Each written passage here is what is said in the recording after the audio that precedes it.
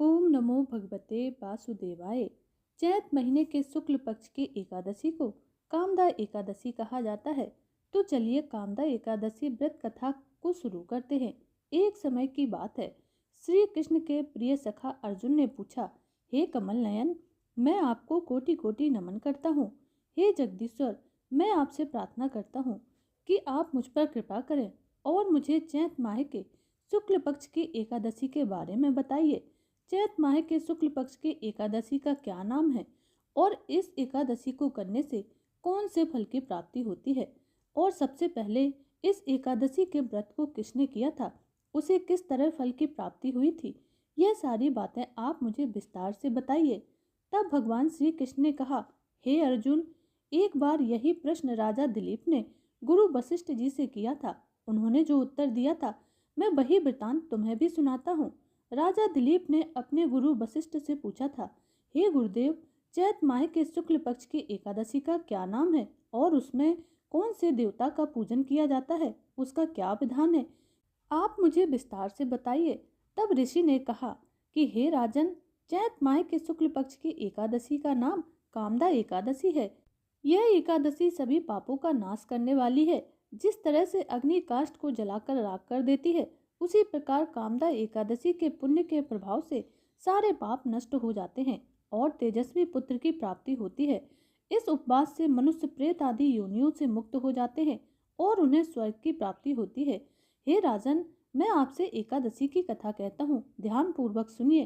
प्राचीन समय की बात है, भोगीपुर नाम का एक नगर था। उस नगर का राजा पुंडरीक राज करता था। राजा पुंडरीक बहुत ही ऐश्वर्य से युक्त था और उसके राज्य में बहुत सी अप्सराएं, गंधर्व और किन्नर निवास किया करते थे। उसी नगर में ललित और ललिता नाम के गंधर्व भी रहा करते थे। अति संपन्न घर में वास करते हुए वे दोनों विहार किया करते थे। उन दोनों में इतना प्रेम था कि अलग हो जाने की कल्पना मात्र से ही वह दोनों व्यथित हो जाते थे।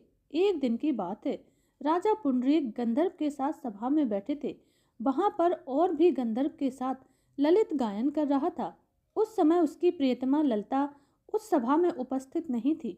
गायन करते करते अचानक से ललित को ललिता का ध्यान आ गया और इस कारण उसका गायन अशुद्ध हो गया। नागराज करकोट ने राजा पुंडरीक से उसकी शिकायत कर दी। इस पर राजा को बहुत क्रोध आया और उन्होंने क्रोध के कारण बिना कुछ सोचे विचारे ही ललित को श्राप दे दिया। अरे नीच, तूने मेरे सम्मुख गायन करते हुए अपनी स्त्री का स्मरण किया है। जा, तू नरभक्षी दैत्य बन जा और अपने कर्म का फल भोग। बस फिर क्या था, राजा पुंडरीक के श्राप से ललित गंधर्व उसी समय एक भयंकर दैत्य बन गया। उसका मुख विकराल हो गया, उसके नेत्र सूर्य और चंद्रमा के समान प्रदीप्त होने लगे। मुख से आग की भयंकर ज्वाला निकलने लगी। उसकी नाक पर्वत की कंदरा के समान विशाल हो गई, पहाड़ गर्दन के समान दिखाई देने लगी। उसकी भुजाएं 2-2 योजन लंबी हो गईं। इस तरह से उसका शरीर 8 योजन का हो गया।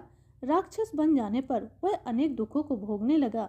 अपने प्रियतम ललित का ऐसा हाल देखकर ललिता को बहुत दुख हुआ और वह अपने पति के उद्धार का विचार सोचने लगी कि मैं कहाँ जाऊं और क्या करूं, किस जतन से अपने पति को इस कष्ट से मुक्ति दिलवाऊं। राक्षस बनकर ललित घोर वनों में रहता हुआ अनेक प्रकार के पाप करने लगा। वह जहाँ जहाँ भी जाता, उसकी पत्नी ललिता उसके पीछे पीछे जाती और उसकी ऐसी दशा देखकर विलाप करती। एक दिन की बात है, ललिता अपने पति के पीछे पीछे चलते हुए विंध्याचल पर्वत पर पहुंच गई। उस स्थान पर उसने एक मुनि का आश्रम देखा। उस आश्रम में गई और मुनि के सामने पहुंचकर दंडवत प्रणाम करके विनीत भाव से प्रार्थना करने लगी। ललिता ने कहा, हे ऋषि, मैं वीर धनवा नामक गंधर्व की पुत्री हूँ। मेरा नाम ललिता है। मेरे पति राजा पुंडरीक के श्राप के कारण एक भयंकर राक्षस बन गए हैं और इस बात से मुझे बहुत दुख हो रहा है। अपने पति के कष्ट के कारण मैं बहुत दुखी हूँ। हे मुनि श्रेष्ठ, आप कृपा करें और उन्हें राक्षस योनि से मुक्त होने का कोई उपाय बताएं। सारे वृतांत को जानने के बाद श्रृंगी मुनि ने कहा, हे पुत्री, चैत्र माह के शुक्ल पक्ष की कामदा एकादशी आने वाली है। इस एकादशी का नाम कामदा एकादशी है। इस एकादशी का व्रत करने से मनुष्य के सभी मनोरथ पूर्ण हो जाते हैं और सभी मनोकामनाएं सिद्ध हो जाती हैं। यदि तू इस एकादशी का व्रत करे और एकादशी के व्रत का पुण्य अपने पति को दे दे तो उसकी राक्षस योनि से मुक्ति हो जाएगी, राजा का श्राप शांत हो जाएगा। तब ऋषि के कहे अनुसार ललिता ने श्रद्धा भक्ति से कामदा एकादशी का व्रत किया और द्वादशी के दिन ब्राह्मणों के सामने उस एकादशी का फल अपने पति को दे दिया। उसने हाथ जोड़कर ईश्वर से प्रार्थना की कि हे प्रभु, मैंने यह जो व्रत किया है उसका फल मेरे पति को मिले, जिससे उसकी राक्षस योनि से मुक्ति हो जाए। एकादशी का फल मिलते ही उसका पति राक्षस योनि से मुक्त हो गया और अपने दिव्य स्वरूप को प्राप्त हुआ। वह अनेकों सुंदर वस्त्रों और आभूषणों से अलंकृत होकर पहले की भांति ललिता के साथ रहने लगा। कामदा एकादशी के प्रभाव से वह पहले से भी अधिक सुंदर हो गया और मृत्यु के बाद दोनों विमान में बैठकर विष्णु लोक को चले गए। भगवान श्री कृष्ण कहते हैं, हे अर्जुन, इस एकादशी के उपवास को जो भी व्यक्ति विधि विधान पूर्वक करता है उसके सारे पाप नष्ट हो जाते हैं और इस व्रत के पुण्य से मनुष्य ब्रह्म हत्या आदि के पाप से भी और राक्षस योनियों से भी मुक्त हो जाते हैं। संसार में कामदा एकादशी के व्रत से उत्तम कोई दूसरा व्रत नहीं है। कामदा एकादशी की कथा को पढ़ने या सुनने से अनंत फलों की प्राप्ति होती है और भगवान श्री हरि उस व्यक्ति पर प्रसन्न होते हैं और उसकी सभी मनोकामनाएं पूर्ण करते हैं। तो बोलिए, जय हो कामदा एकादशी की, जय हो विष्णु भगवान की। सतयुग में एक महाभयंकर दैत्य था। उस दैत्य ने इंद्र आदि देवताओं पर विजय प्राप्त की और उन्हें उनके पद से हटा दिया। तब देवराज इंद्र ने भगवान शंकर से प्रार्थना की कि हे भोलेनाथ, हम सभी देवता मूर दैत्य के अत्याचार से परेशान होकर के मृत्यु लोक में अपना जीवन व्यतीत कर रहे हैं। राक्षसों के भय से हम बहुत दुख और कष्ट भोग रहे हैं। मैं खुद भी बड़ा दुखी हूँ और भयभीत होकर अन्य देवताओं की क्या मैं बात करूँ। अतः हे कैलाशपति, आप कृपा करके उस दैत्य के अत्याचार से बचने का कोई हमें उपाय बताइए। देवराज इंद्र की प्रार्थना सुनकर भगवान इंद्र कहते हैं, हे देवेंद्र, आप भगवान श्री हरि के पास जाइए। मधु कैटभ का संहार करने वाले भगवान विष्णु देवताओं को अवश्य ही इससे मुक्त करेंगे। महादेव जी के कहे अनुसार इंद्र और सभी देवता क्षीर सागर में गए, जहां पर भगवान श्री विष्णु से सैया पर विराजमान थे। सभी देवताओं ने उनके सामने उपस्थित होकर स्तुति की कि हे तीनों लोकों के स्वामी, आप स्तुति करने योग्य हैं। हम सभी देवता आपको कोटि कोटि प्रणाम कर रहे हैं। हे दैत्यों के संहारक, हम आपकी शरण में हैं, आप हमारी रक्षा करें। त्रिलोकपति, हम सभी देवता दैत्यों के अत्याचार से भयभीत होकर आपकी शरण में आए हैं। इस समय दैत्यों ने हमें स्वर्ग से निकाल दिया है और हम सभी देवता बड़े ही दयनीय स्थिति में मृत्यु लोक में निवास कर रहे हैं। अब आप ही हमारे रक्षक हैं, हमारी रक्षा कीजिए। कैलाशपति, हे जगन्नाथ, आप हमारी रक्षा करें। देवताओं की करुण पुकार सुनकर भगवान श्री हरि बोले, हे देवगण, वह कौन सा दैत्य है जिससे देवता लोग इतने भयभीत हैं और जिसने देवताओं को जीत लिया है? आप सभी देवगण जिसके भय से पृथ्वी लोक पर निवास कर रहे हैं, क्या वह दैत्य इतना बलवान है जिसने इंद्र सहित सभी देवताओं को जीत लिया? आप सभी निर्भय होकर मुझे सब बातें बताइए। भगवान विष्णु के वचनों को सुनकर इंद्र ने कहा, हे प्रभु, प्राचीन काल में ब्रह्म वंश में उत्पन्न हुआ नाड़ी जंगम नाम का एक असुर है, जिसका मुर नामक एक पुत्र है, जो चंद्र नामक नगरी में निवास करता है, जिसने अपने बल से मृत्युलोक और देवलोक को जीत लिया है, सभी देवताओं को देवलोक से निकाल दिया और अपने दिव्य कुल के असुरों को इंद्र, अग्नि, यम, वरुण, चंद्रमा आदि लोकपति बना दिया है। वह स्वयं सूर्य बनकर पृथ्वी को ताप की वर्षा करता है। आप इस बलशाली भयानक असुर का संहार करें और हम सभी देवताओं की रक्षा करें। इंद्र के मुख से ऐसे वचन सुनकर भगवान बोले, हे देवताओं, मैं आपके शत्रु का शीघ्र ही संहार करूंगा। आप सभी इसी समय मेरे साथ चंद्रमणि को चलिए। देवताओं की पुकार सुनकर भगवान विष्णु तुरंत ही उनके साथ चल दिए। उधर दैत्यराज मूर ने अपने तेज से जान लिया था कि श्री हरि विष्णु युद्ध की इच्छा से आ रहे हैं, अतः उसने राक्षस योद्धाओं के साथ वह युद्ध भूमि में आ गया और गरजने लगा। देखते ही देखते भयानक युद्ध शुरू हो गया। युद्ध शुरू होते ही अनगिनत असुर अपने अस्त्रों और शस्त्रों को धारण करके देवताओं से युद्ध करने लगे, पर देवता तो पहले से ही बहुत डरे हुए थे, अधिक देर तक राक्षसों का सामना नहीं कर सके और वहां से भाग खड़े हुए। तब भगवान विष्णु स्वयं युद्ध भूमि में आ गए। दैत्य तो पहले से भी ज्यादा जोश में भरकर भगवान विष्णु से युद्ध करने लगे। वे अपने अस्त्रों और शस्त्रों से उन पर भयंकर प्रहार करते। इस युद्ध में बहुत से राक्षस मृत्यु की गोद में सदा के लिए समा गए, लेकिन विष्णु के साथ युद्ध करने वाला राक्षस का अभी तक बाल बांका नहीं हुआ। भगवान विष्णु मुर को मारने के लिए जिन जिन अस्त्रों का प्रयोग करते, वे सभी उसके तेज से नष्ट हो जाते और उस पर पुष्पों की वर्षा करने लगते। अनेक अस्त्रों और शस्त्रों का प्रयोग करने पर भी भगवान विष्णु उससे जीत नहीं सके। तब वे आपस में मल्ल युद्ध करने लगे। भगवान श्री हरि उस असुर से हजारों वर्षों तक युद्ध करते रहे, पर असुर से नहीं जीत सके।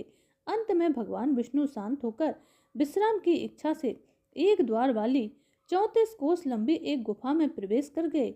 उस गुफा में प्रभु ने कुछ देर शयन किया। भगवान विष्णु के पीछे वह दैत्य भी उस गुफा में चला गया। उसने भगवान श्री हरि को सोता हुआ देखा, तब वह उन्हें मारने के लिए तैयार हो गया। उसने सोचा कि आज मैं अपने शत्रु को हमेशा के लिए मार दूंगा और निश्चिंत हो जाऊंगा, पर उसकी यह इच्छा पूरी न हो सकी, क्योंकि उसी समय भगवान विष्णु की देह से दिव्य वस्त्र धारण किए एक अत्यंत मोहिनी कन्या उत्पन्न हुई, जो राक्षस को ललकार कर उससे युद्ध करने लगी। उस कन्या को देखकर राक्षस को बड़ा आश्चर्य हुआ और सोचने लगा कि ऐसी दिव्य कन्या कहाँ से प्रकट हुई है। फिर वह असुर उस कन्या से लगातार युद्ध करता रहा। कुछ समय बीतने पर उस कन्या ने क्रोध में आकर उस दैत्य के अस्त्रों और शस्त्रों के टुकड़े कर दिए, उसका रथ भी तोड़ दिया। अब तो उस दैत्य को बड़ा ही क्रोध आया और वह उस कन्या से मल्ल युद्ध करने लगा। तब उस तेजस्वी कन्या ने उसको धक्का मारकर मूर्छित कर दिया और उसकी मूर्छा टूटने से पहले ही उसका सिर काटकर धड़ से अलग कर दिया। सिर कटते ही वह असुर पृथ्वी पर गिर पड़ा और मृत्यु को प्राप्त हुआ। बाकी बचे असुर अपने राजा का ऐसा अंत देखकर भयभीत हो गए और पाताल लोक में भाग गए। भगवान विष्णु जब निद्रा से जागे, तब उन्होंने उस असुर को मरा हुआ देखा। उन्हें बड़ा आश्चर्य हुआ और वे सोचने लगे कि इतने महाबली असुर को किसने मारा है। तब वह तेजस्वी कन्या श्री हरि से हाथ जोड़कर कहने लगी, हे जगदीश्वर, यह असुर आपको मारने के लिए आया था। तब आप ही के शरीर से उत्पन्न होकर मैंने उस असुर का वध किया। कन्या की बात सुनकर भगवान विष्णु बोले, हे देवी, तुमने इस असुर को मारा है, अतः मैं तुमसे बड़ा प्रसन्न हूँ।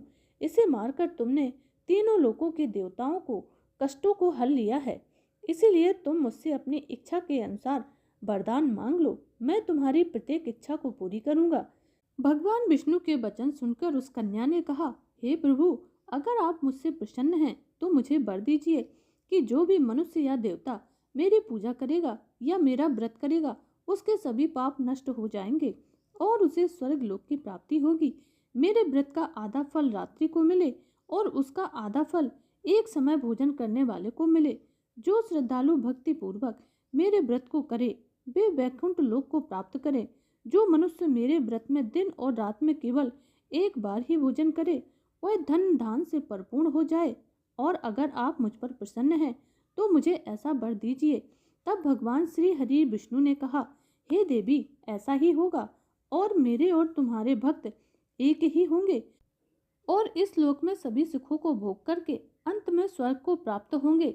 हे कल्याणी, तुम एकादशी के दिन उत्पन्न हुई हो, इसीलिए एकादशी के नाम से जानी जाओगी और 11 के नाम से भी जानी जाओगी। और जो मनुष्य आपका व्रत करेंगे उनके सभी पाप नष्ट हो जाएंगे।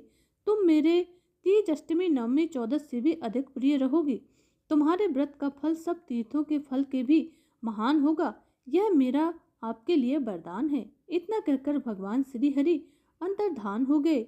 एकादशी व्रत में एकादशी माता की इस कथा को जो भी सुनता है उसे एकादशी का पूर्ण फल प्राप्त होता है। तो बोलिए एकादशी माता की जय। बोलिए विष्णु भगवान की जय। पौराणिक कथा के अनुसार द्रविड़ प्रदेश में पांडवंश का एक राजा राज्य करता था। उसका नाम था इंद्रधमन। वह राजा बड़े ही धर्मपरायण था और प्रजापालक था। अपना अधिकतर समय भगवान की आराधना में व्यतीत करता था। इस कारण उसके राज्य में सर्वत्र सुख और शांति थी। उसकी पूजा प्रजा भी प्रत्येक प्रकार से अपने राजा से संतुष्ट थी। राजा इंद्रदमन ने अब राजकार्य में अपना समय देना बहुत कम कर दिया। वे कहने लगे कि भगवान विष्णु ही मेरे राज्य की व्यवस्था करते हैं, इसीलिए अब मैं अपने इष्ट देव की आराधना में ही लगा रहना चाहता हूँ। राजा इंद्रदमन राज का त्याग करके मलय पर्वत पर जाकर रहने लगे और तपस्वी का वेश बनाकर परम ब्रह्मा श्री हरि की भक्ति में लीन रहने लगे। उनका मन और प्राण निरंतर ही श्री हरि के चरणों में समाया रहता। एक बार की बात है, राजा इंद्रदमन स्नान आदि से निर्वृत्त होकर श्री हरि की भक्ति कर रहे थे। उन्हें बाह्य जगत का तनिक भी भान नहीं था। संयोग से उसी समय महर्षि अगस्त्य जी अपने सभी शिष्यों के साथ पधारे। ध्यान में मग्न होने के कारण राजा इंद्रदमन ने महर्षि और उनके शिष्यों का कोई भी स्वागत सत्कार नहीं किया। राजा के इस व्यवहार से महर्षि अगस्त्य जी बहुत क्रोधित हो गए और उन्होंने राजा इंद्रदमन को श्राप देकर कहा कि हे राजा, तुमने गुरुजनों से कोई शिक्षा ग्रहण नहीं की और अभिमान बस अपने राजधर्म से निर्वृत्त होकर मनमानी कर रहे हो। तुमने हाथी के समान जड़ बुद्धि का अनुसरण करके हम ऋषियों का अपमान किया है, इसीलिए तुम्हें घोर अज्ञान हाथी की योनि प्राप्त हो। राजा इंद्रदमन को ऐसा श्राप देकर ऋषि अगस्त्य वहां से चले गए। राजा इंद्रदमन ने इसे भगवान का विधान समझा और अपना सर भगवान के सामने झुका दिया। इसीलिए ऋषि अगस्त्य के श्राप से राजा इंद्रदमन अगले जन्म में गजेंद्र नाम के हाथी हुए, पर अपनी अटल प्रभु भक्ति के कारण उन्हें अपने पूर्व जन्म की स्मृति बनी रही। क्षीर सागर में 10,000 योजन ऊंचा त्रिकूट नाम का एक पर्वत था। उस पर्वत के पास ही घने जंगल में बहुत सी हाथियों के साथ राजा इंद्रदमन गजेंद्र नाम के हाथी के रूप में निवास करने लगे। वह सभी हाथियों के सरदार थे। एक दिन उसी पर्वत पर गजेंद्र अपनी पत्नियों के साथ बड़ी बड़ी झाड़ियों और पेड़ों को रोंदता हुआ घूम रहा था। उसके पीछे पीछे हाथियों के छोटे छोटे बच्चे और हथनियां घूम रही थी। धूप बहुत तेज थी, इसी कारण सबको प्यास लगी। प्यास से व्याकुल हो गए। पास में एक सरोवर देखा। सरोवर में पानी पीकर अपनी प्यास बुझाने लगे। प्यास बुझाने के बाद वह सभी हाथियों और हथनियों के साथ स्नान करने की जल क्रीड़ा करने लगे। उसी समय एक बलवान मगरमच्छ यानी ग्राह ने उसके पैर को पकड़कर अपने मुंह से दबोच लिया और बलपूर्वक उसे पानी के अंदर खींचने लगा। गजेंद्र ने तत्काल अपनी पूरी शक्ति लगाकर खुद को छुड़ाने का प्रयास किया, पर वह सफल नहीं हो सका। उसके साथियों ने भी उसकी सहायता करनी चाहिए और बहुत प्रयास किया, लेकिन उनका प्रयास असफल ही रहा। जीवन मरण का यह संघर्ष निरंतर चलता रहा। गजेंद्र स्वयं को बाहर खींचने का प्रयत्न करता, लेकिन ग्राह उसे पानी के भीतर खींच लेता। दोनों के संघर्ष के कारण सरोवर का निर्मल जल गंदा हो गया। तभी कमल दल भी टूट गए, छत बिछत हो गए। समस्त जल जंतु व्याकुल होने लगे। गजेंद्र और ग्राह का संघर्ष निरंतर चलता रहा। अंततः गजेंद्र का सामर्थ्य क्षीण होने लगा और उसका शरीर कमजोर पड़ गया। उसके शरीर में शक्ति और मन में उत्साह नहीं रहा, परंतु जल में रहने के कारण ग्राह की शक्ति में कोई कमी नहीं आई, बल्कि उसकी शक्ति तो और भी बढ़ गई। वह नवीन उत्साह के साथ अत्यधिक शक्ति लगाकर गजेंद्र को पानी के भीतर खींचने लगा। अब सभी प्रकार के से असमर्थ गजेंद्र के प्राण संकट में पड़ गए। उसकी शक्ति और पराक्रम का जो अहंकार उसे था वह टूटने लगा। अब वह पूरी तरह से निराश हो गया। अपने पूर्व जन्म के पुण्य फल के कारण उसे भगवान का नाम स्मरण हुआ। तब उसने निश्चय किया कि इस संकट से केवल प्रभु हरि ही हमारी रक्षा कर सकते हैं।